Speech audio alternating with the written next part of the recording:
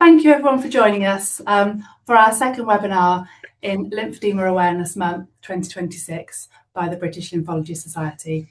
My name's Lorraine Brown. I'm a co-chair of the BLS.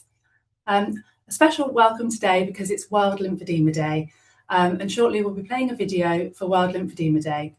Following this, we've got a webinar from Professor Kristiana Gordon, who is the clinical lead for the Lymphoedema service at St George's University Hospital. Today's webinar is about lymphedema and why we treat it the way we do. Following the webinar, we will have a live Q&A with Professor Kristiana Gordon, and we're also delighted to be joined by Karen Frett from the Lymphoedema Support Network. So please, during the webinar, do feel free to ask your questions. You can put them in the chat. And we'll ask these questions to Professor Gordon and Karen following the webinar. So the running order, we're going to watch a video for World Lymphoedema Day, and this will be then followed by Kristiana's webinar. Thank you for joining us.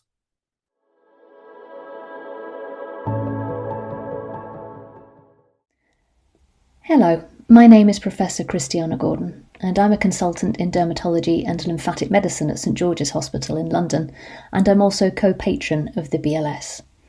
It's my pleasure to speak to you today about lymphedema and why we treat it the way we do. Today's presentation is part of Lymphoedema Awareness Month of 2026, and this talk is for anyone who encounters swelling, be it clinically in their job or personally as someone living with lymphedema. So what is lymphedema? Well, lymphedema is the swelling of any body site. Commonly it could be an arm or a leg, but it can affect any part of the body. And it develops when the lymphatic system cannot drain fluid properly from our tissues. There are many different causes to consider, but the one we're most familiar with is lymphedema that can develop after cancer treatment. Why are we talking about lymphedema? It's so important to talk about lymphedema because it is a common, under-recognised and lifelong condition. But we know that early action changes the outcome, and everyone listening here today can make a difference. How common is lymphedema? Worldwide, it affects millions of people, and here in the UK, we believe it affects more than 400,000 people. It can affect anyone at any age. Even children can be affected by lymphedema, but it is more common the older we get. It can affect people after cancer treatment, but also lymphedema can occur without a history of cancer treatment. And lymphedema can remain undiagnosed or is typically diagnosed late. And that's due to under-recognition amongst the healthcare providers. So what is our lymphatic system? It's a very important but fragile see-through network of lymphatic vessels and lymph nodes found throughout our body. And these lymphatic vessels collect the excess tissue fluid and drain it back into the heart.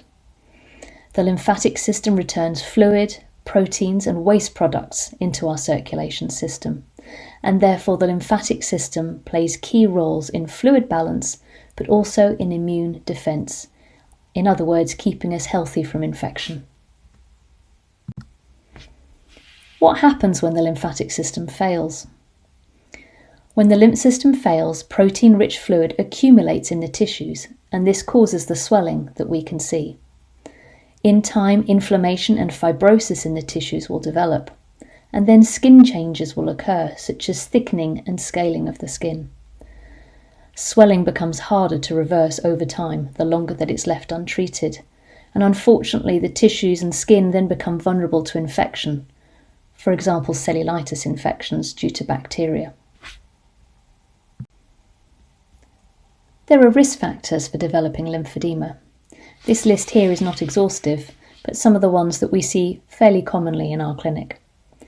If somebody has one or more lymph nodes removed as part of their cancer treatment or undergoes radiotherapy, this will damage the lymphatic system and will increase the risk of that person developing lymphedema. But recurrent infections such as cellulitis can damage the lymphatic pathways and can sometimes lead to lymphedema. Struggles with obesity or significantly reduced mobility will also hamper lymphatic function and can lead to someone developing lymphedema of the lower limbs typically. Some people have a genetic predisposition to developing lymphedema. This means that they were born with a gene mistake that led to an abnormal development of their lymphatic system. The swelling probably isn't present at birth but can develop later in life, and there's often a family history. But often multiple risk factors combine to cause lymphedema in the patients that we see in our clinics, and we need to consider them so that we can try and address the causes where possible. Why does early recognition matter?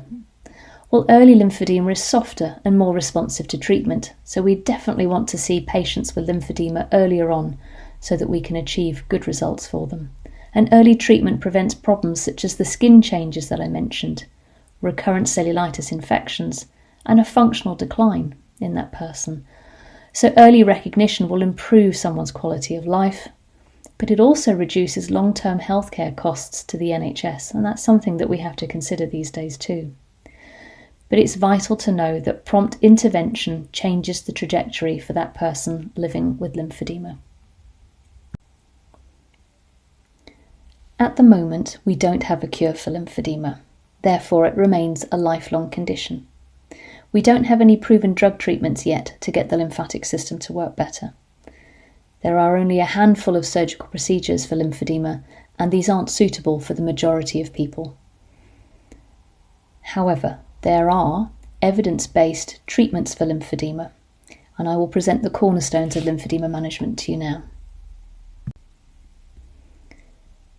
Education and self-management for the person living with lymphedema is vital. It's also important to educate the other healthcare providers looking after that person with lymphedema. We need to explain to someone why they've developed lymphedema so that they can understand how important it is to treat the lymphedema and the complications that we want to avoid. It's very important to educate someone with lymphedema about the benefits of skin care. And by that I mean making sure that the skin is regularly cleansed and regularly moisturised. We don't want a swollen limb to have very dry skin or problems with active eczema, as these breaks in the skin allow bacteria and other things outside the body to enter into the tissues and potentially cause problems. For example, bacteria might enter and cause a cellulitis infection. And it's not just making sure that the skin is well moisturised and any active inflammatory skin problems treated. It's also about making sure other skin rashes don't develop, such as athlete's foot between the toes. When you have athlete's foot between the toe web spaces, this can cause splits in the skin, and then bacteria can enter and cause a cellulitis in a leg. Someone with lymphedema of the lower limb is more likely to have problems with athlete's foot, so it's really important that they're taught to regularly check for athlete's foot and to treat it aggressively if they see it. Movement and activity play a vital role in treating lymphedema. We need someone to be moving so that their muscles are contracting, and these forces help pump the fluid in that swollen limb towards the heart and around the body. It's also beneficial for other reasons to be moving and to be active. There's cardiovascular health benefits too, for example. The BLS has created a movement and physical activity lymph fact sheet that's available on the website if you wish to understand more about the benefits of movement in someone with lymphedema. If someone has lymphedema, it is really important that they maintain a healthy weight. Being overweight or obese has a negative impact on the lymphatic system. It might be from a physical obstruction, for example, someone with a large tummy that sits down a lot is obstructing the drainage of lymphatic fluid from their legs by squashing their groins all day with the weight of their tummy. But there's also more complex interactions at play.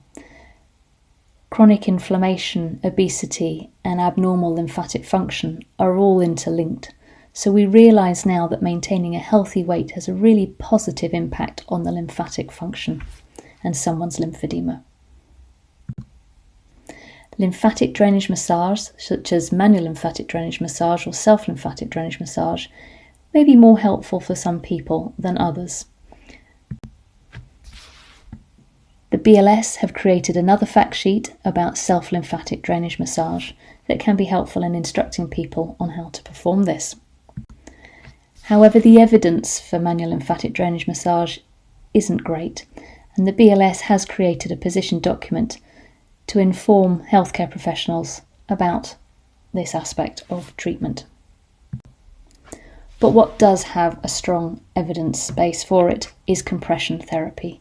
We know that the use of compression garments or intensive compression bandaging for those that have significant swelling is the best way to reduce the limb volume and to boost lymphatic function.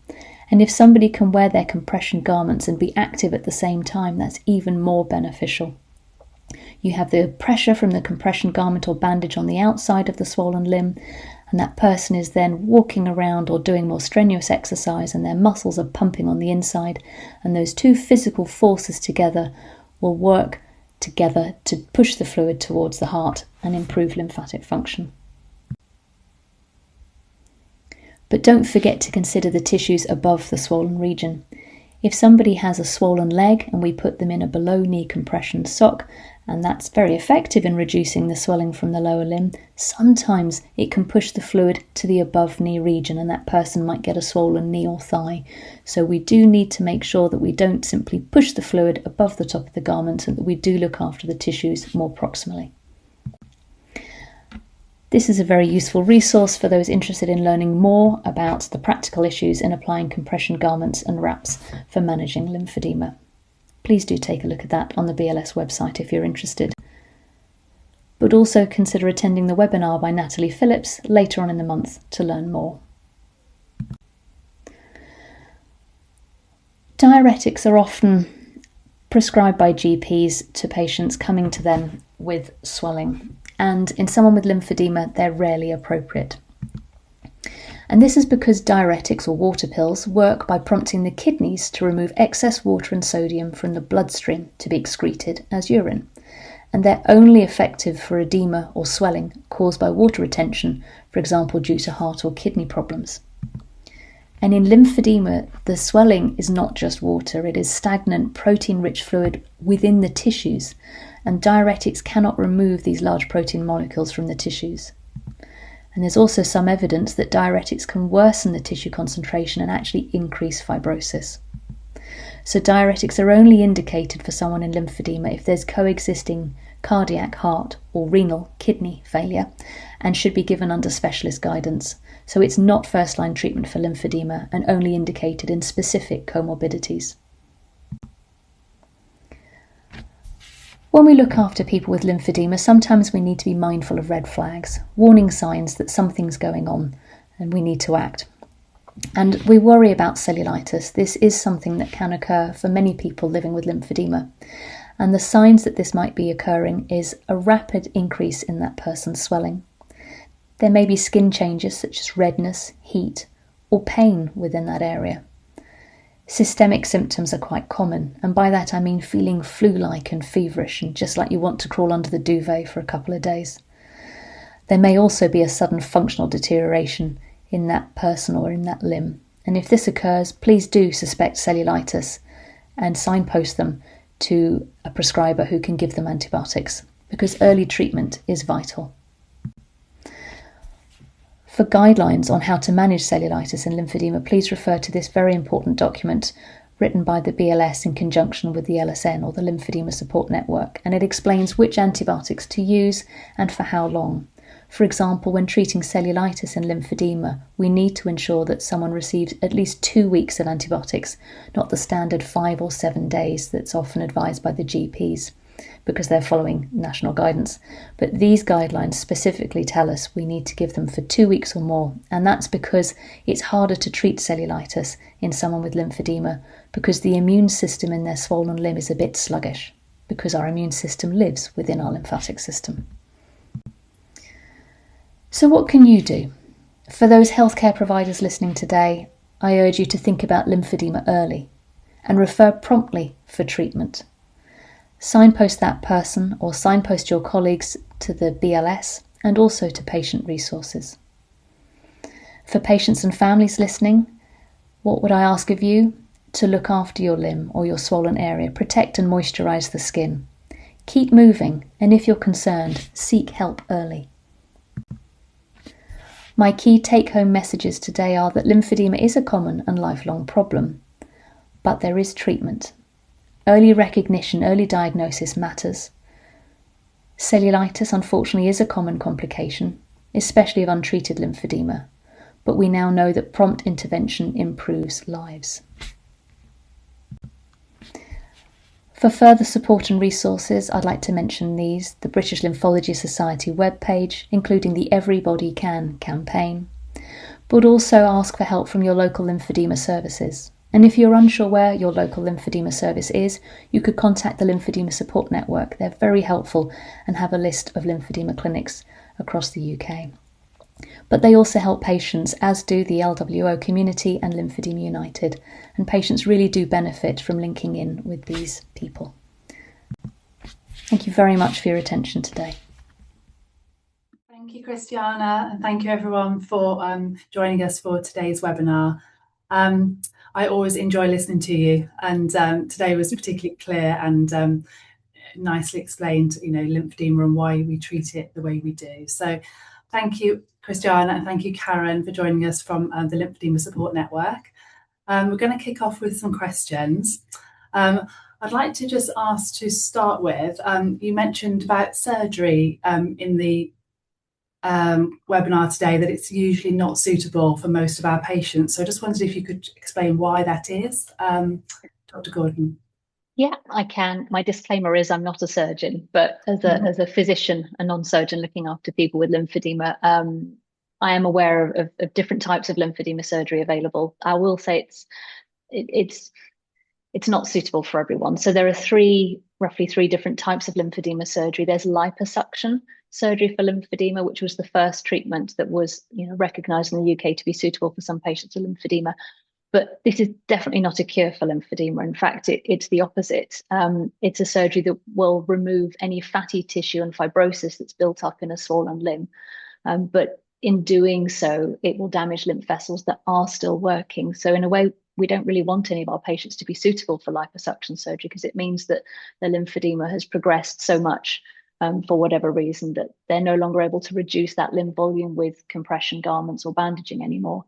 So liposuction is something that is undertaken in only a small number of hospitals in the UK for patients, and it's something we're very careful about who we select for surgery. We need to make sure that that person has a lymphedema that is not pitting. There's no obvious fluid within the tissue. We need to explain to them that this is not a cure. This is purely to reduce the volume of that arm or that leg, and not for cosmetic reasons. Those sorts of people wanting to have a smaller limb for cosmetic reasons won't be suitable, but it's for people that have functional disability because of such a large limb. It's stopping them doing things, or it's causing musculoskeletal problems. And we have to also ensure that they understand they need to wear compression garments 24/7, potentially for life after surgery. And that's a big ask. And we're not just talking a gentle compression garment. Potentially we're talking really high grade compression. For example, a class 4 with a class 2 over the top during the day, and then sleeping in a class 4.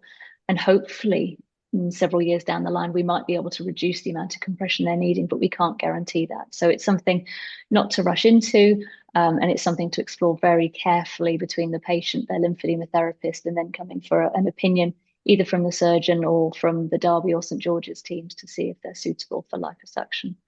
And the other types of surgery available are lymph node transfer surgery, where potentially if there's an obstruction, maybe in the groin from damage or potentially removal of a lymph node previously, some surgeons feel that they can transplant a lymph node taken from somewhere else in that person into that region, and that can improve lymphatic function.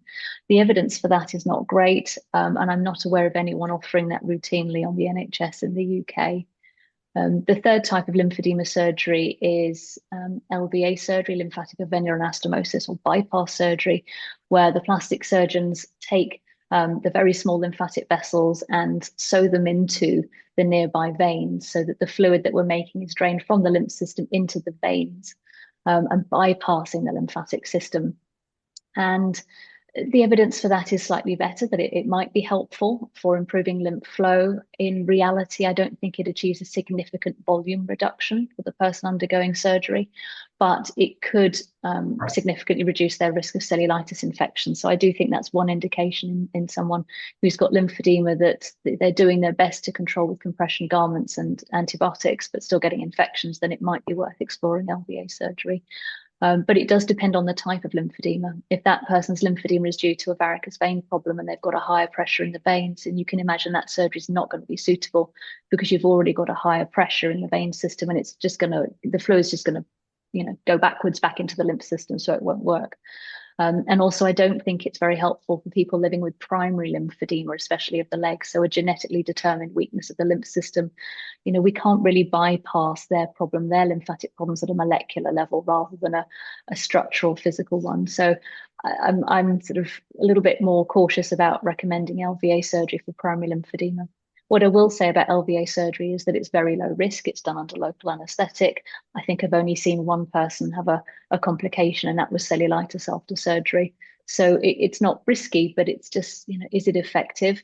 And also we have to consider the cost, because there are very few centres in the UK offering this surgery on the NHS. For example, my hospital isn't, because they weren't convinced that the evidence was strong enough to invest in it. So many people exploring LVA surgery will do so privately, and it's it's expensive, so cost benefit has to be considered by that person.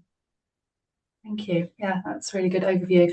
Karen, I was just wondering if you do get many inquiries. Is this something that's a hot topic at all?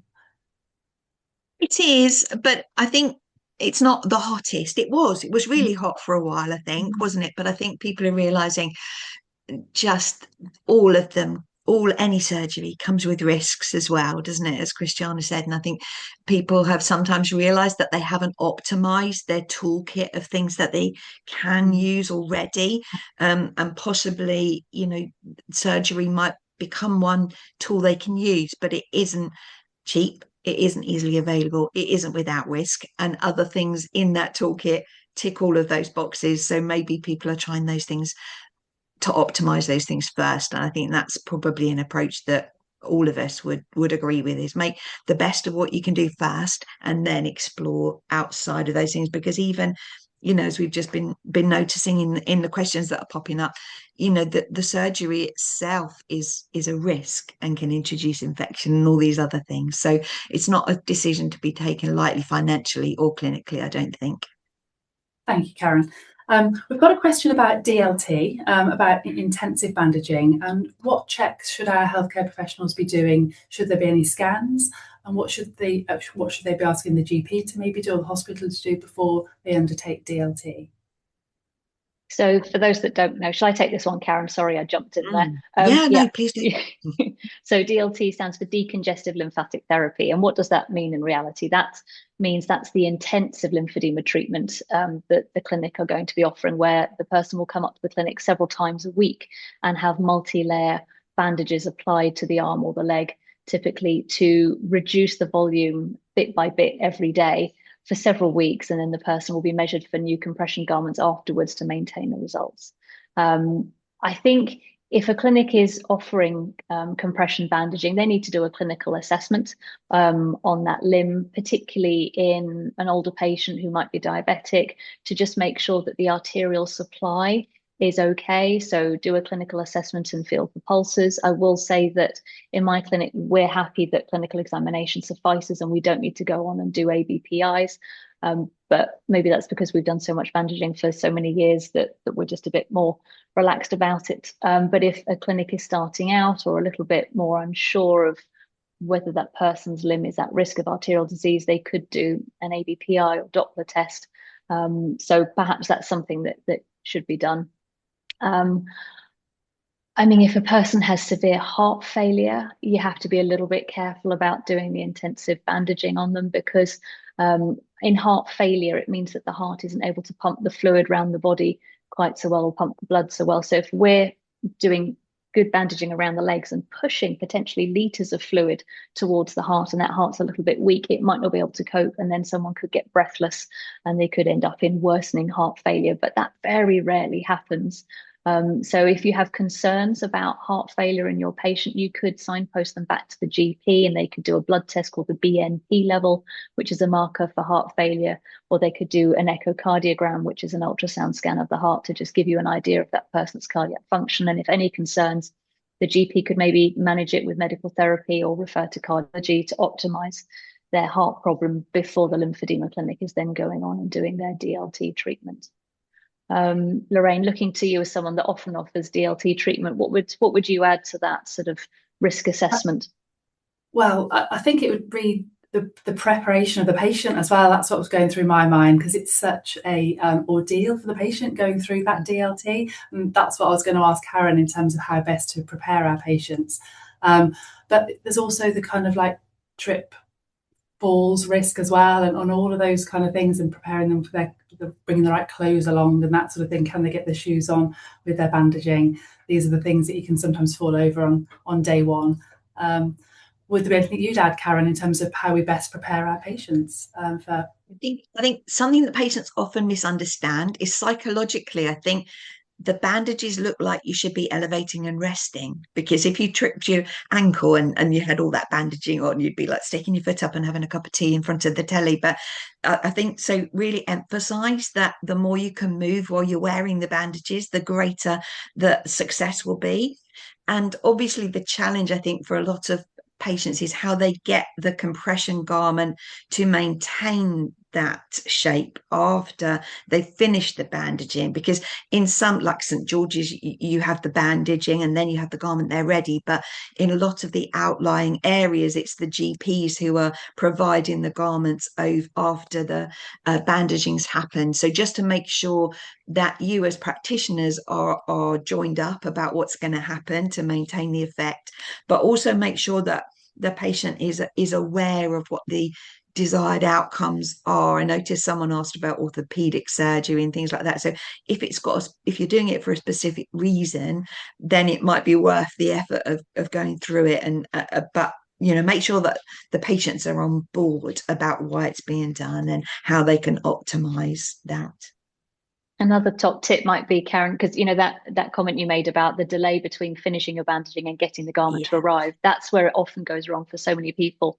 And what you could do is have some Velcro compression wraps at the ready if you're waiting for that garment. So you've done the intensive bandaging, the limb is smaller, you quickly put that person in the Velcro wraps and they maintain the results with that strapping system until the garments arrive. I think whilst it might cost a little bit more for that extra wrap that you might not need long term, in the long run, it's a much better investment to maintain those results, because time and time again, sadly, we do see and hear the story. I had bandaging, worked brilliantly, but the results only lasted a little while because there was a problem with the manufacturing of my garment, or it didn't arrive. And it's such a shame in that situation.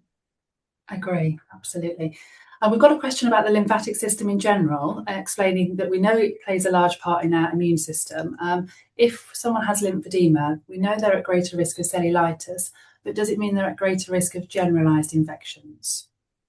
That's a brilliant question. In general, no. So the immunodeficiency or the abnormal immune function that we talk about in lymphedema relates to just the swollen region. It doesn't mean that they've got an underlying problem with their immune system and they're going to be more susceptible to infections anywhere else. The caveat is, though, there are a very few rare conditions of primary lymphedema, very specific ones that are incredibly rare, that are associated with some immune functions, but those children will be looked after by the Derby or the St George's Lymphedema Clinic, and we'll link them in with specialists to help manage that. So no, in general, someone living with lymphedema for varicose veins or cancer treatment related reasons is not at increased risk of infections elsewhere. Thank you. We've got a question about someone's patient's been refused to have a knee surgery due to them having lymphedema, and is this a common problem? It's something that I would say I certainly do come across, and patients do get referred then for optimizing of that treatment. Is that something you've also come across, Dr. Gordon and Karen? Yes. Yeah. Shall I go first, Karen? Sorry. So yes, it is something that happens a lot, and it's understandable, because orthopedic surgeons, they worry an awful lot about infections. The last thing they want is for an infection to get into that prosthetic joint they put in, because to then have to go in and take that joint out, and then you have to leave the poor person for several months without a prosthesis in there, without a joint in there, and give them antibiotics before you then go and try and put a new joint in. I can understand why they worry so much about infection risk. But I don't think it should ever prevent someone having a joint replacement surgery. I think I welcome the orthopedic surgeon's concerns about doing a knee or a hip replacement surgery in someone with lymphedema, but let's work with them. Let's educate them about, okay, we can treat the lymphedema, we can treat the recurrent cellulitis issues if that's a problem. And we've also got the BLS, LSN cellulitis guidelines document, which says for any major surgery, you could cover someone with 2 weeks of antibiotics. And so if you can all work together, orthopedic surgeons, patient and lymphedema therapist, I think the majority of people with lymphedema can undergo joint replacement surgery safely in their local hospitals. But for those that are really struggling, there is a service at St George's where we work with the orthopedic team and have a dedicated pathway for those very complicated patients that need new joints, where the local surgeon is simply saying, I'm not prepared to do this. Thank so you. That's the backup option. Karen, what would you add to that? Yeah, completely agree. And I think, again, on our YouTube channel, Professor Mortimer discusses this exact thing in a video. So it's worth people going and having a look at that, particularly the patients who are maybe being refused.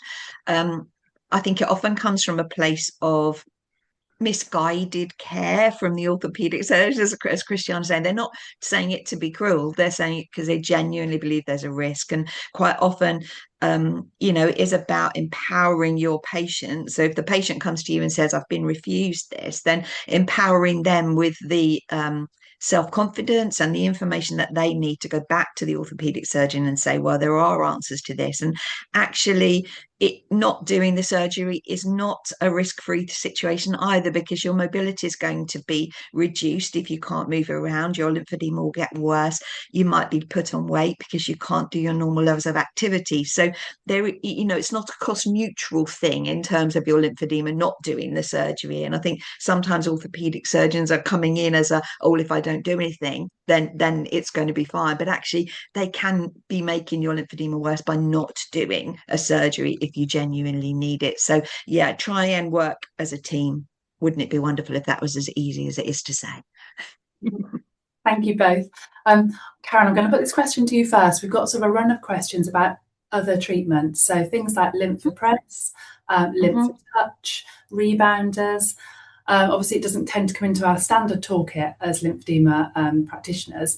But yeah, people are asking, do they work? Are they useful? Most things, I would have to say, either ourselves or LWO or Lymphoedema United, all of us have teams of healthcare professionals who advise us. And most of these questions have been asked before. So most of the answers will be on one or other of our websites. But if you're ever worried or if you're ever interested, then get in touch with any of us. We'll always be happy to help anyone. But I think, generally speaking, the ones that worry me are the ones that appear on people's Facebook algorithms, because the Facebook algorithm has picked up that you're interested in lymphedema. And as a general rule, if something has not been advised to you, or you've not discussed it with your healthcare practitioner or your GP or the LSN, LWO or Lymphoedema United, if we've never mentioned it, then the chances are it's not worth mentioning. And any of these things that you do try, probably with the exception of the rebounders, there are usually you need to be doing them in conjunction with something else. So you need to be in good compression, or you need to be doing this or that. So it's a case of, it can be a useful tool to add to your toolbox. If anybody wasn't available to watch Nicole's webinar on Monday, she, do go back and watch it, because she speaks really eloquently about the fact that you need lots of different things in your toolbox to manage your condition well. But the classic one we always get is the vibration plates. They used to advertise them on the back of Radio Times, but now it's on Facebook and everything else. And people ring us and say, oh, do the vibration plates work? And we say, well, theoretically, but they're £600, and you could actually just get up and go for a walk, and you probably would have as great an effect. So unless you can't walk, then there are usually cheaper options and sometimes better options. So don't be spending money without discussing it with somebody first, and don't be doing things that might actually damage your health without talking about it to somebody first. Absolutely. It goes back to our point earlier about doing the standard treatments first, prior to going to surgery. We always want to make sure that the regular treatments are covered. Did you have anything to add, Dr. Gordon?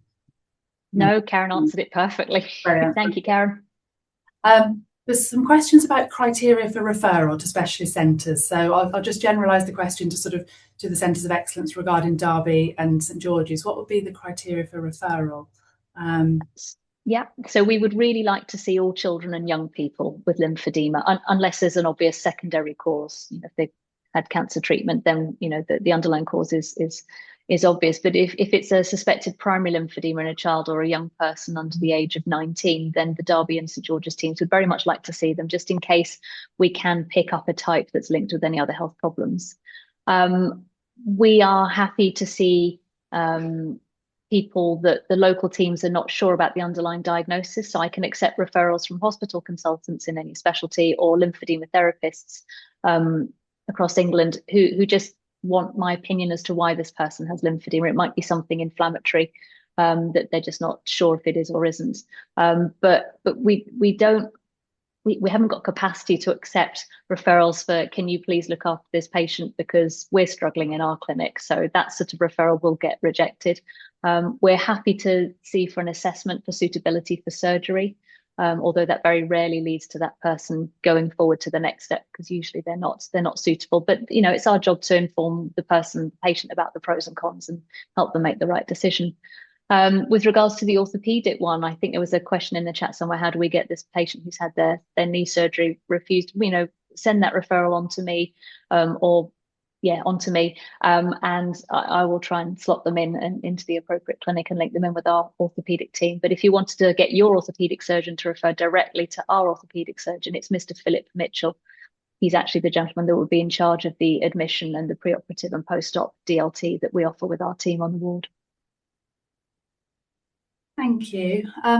We had some follow-up questions about the DLT, the decongestive lymphatic treatment, and alternatives. So people using wraps instead of bandages. And certainly that's something that we would do in our clinic. We would sort of move to the DLT as the kind of exception, and get everyone into sort of like a self DLT kind of phase first of all. But that's just talking of my own clinic.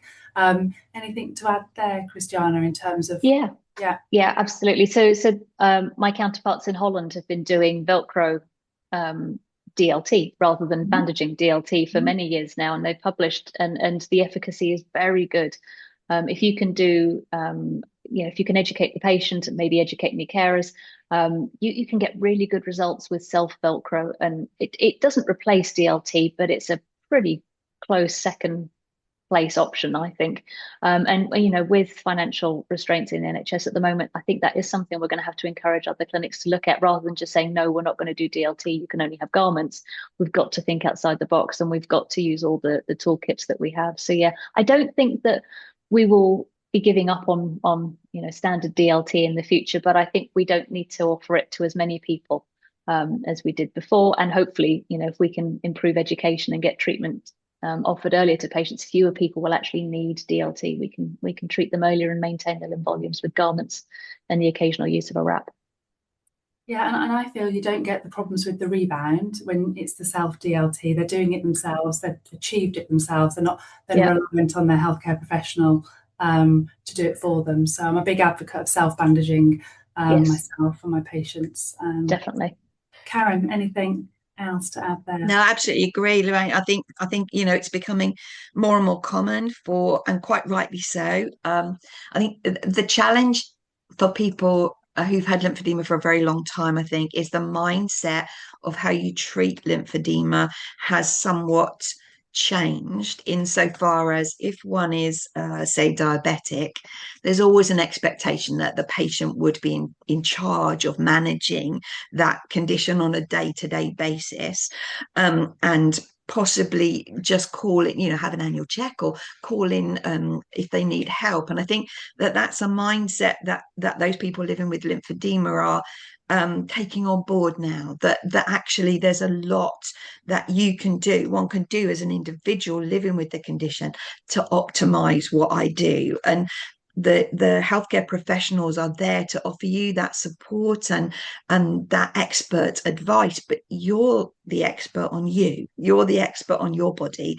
You're the expert on what you do. And we have people that we know who plan for things. So if they know they're going on a great holiday, then they'll take the impetus and do some self-bandaging to get their limb in the best condition for that flight, or they want to look great for something. They'll maybe not have coffees for a few weeks on the way to work and save that money and invest in a lovely garment that they're purchasing themselves outside of the NHS. So I think, my message would be that really empower patients, and I know that's very hard, and I equally know I don't live with lymphedema, as you know. I'm at risk of it, but I do live with another chronic health condition, and that I have to take responsibility for. And I think, I've got a really good healthcare practitioner who encourages me to do that, who says, ask me what you want, and we'll come to a solution together for that. So be expert empowerers as well as expert practitioners. Thank you both. That does bring us to the end of today's webinar. So I'd like to thank both Kristiana Gordon and Karen for their insight into the questions today. So thank you for everyone for joining, and just want to tell everyone about the next webinar in our series. So we're doing Lymphedema Awareness Month as opposed to Lymphedema Awareness Week this year.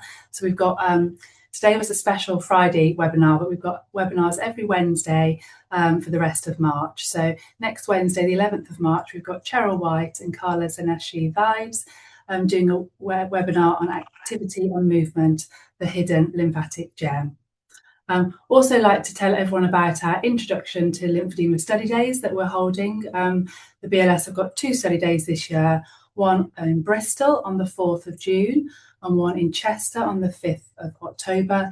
These are for healthcare professionals who don't work in a specialist lymphedema setting, and it's an introduction to lymphedema study day. So we're going to pop information in the chat where you can register for that, but also if you sign up as a friend of the BLS, you'll get all the information about that too. These study days are free. So thank you everyone for joining. Take care. Happy World Lymphedema Day.